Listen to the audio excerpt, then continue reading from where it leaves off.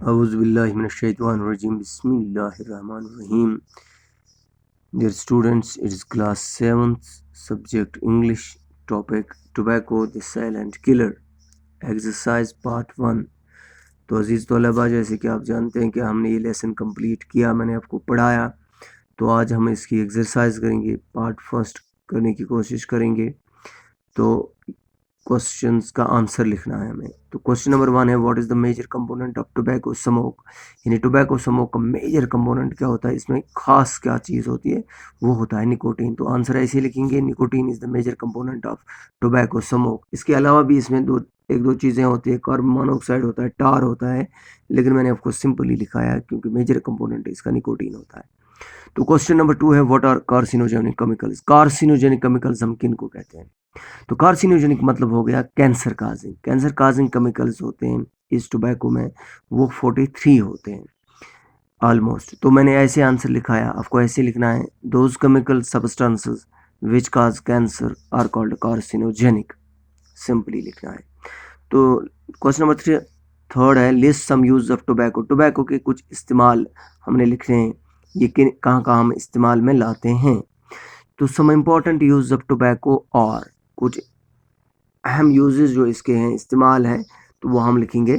Nicotine is widely used in agriculture as an insecticide.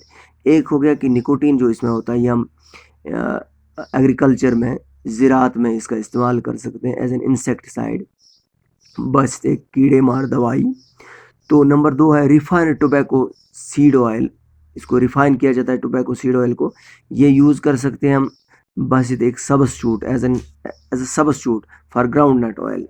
जो हमारा ground नट होता है, तो उसका जो ग्राउंड नट ऑयल जो हमारा होता है उसके लिए हम इसको इस्तेमाल कर सकते एज अ सबस्टिट्यूट, उसकी जगह ये ले सकता है, उसकी जगह हम इसको इस्तेमाल कर सकते हैं। यानी यथ कचर पट जलगोज तील, तो ताजाय हकून ये इस्तेमाल करते, यानी मूंगफली का जो तेल होता है। तो it can be used in varnish industries. Varnish industries जो होती हैं, जहाँ पे वार्निश बनाया जाता है, वहाँ पे हम निकोटीन का इस्तेमाल कर सकते हैं। इसी तरह what is the difference, question number 4 है, what is the difference between an active smoker and A passive smoker. हम किसको कहेंगे एक्टिव स्मोकर और किसको पेसिव स्मोकर। हम ये वर्ड्स अक्सर सुनते हैं कि वो एक्टिव स्मोकर है, वो पेसिव स्मोकर हो गया। एक्टिव स्मोकर वो शख्स हो गया जो बजाते खुद सिगरेट या तंबाकू या नस्वार या पान, इन चीज़ों का इस्तेमाल करता है।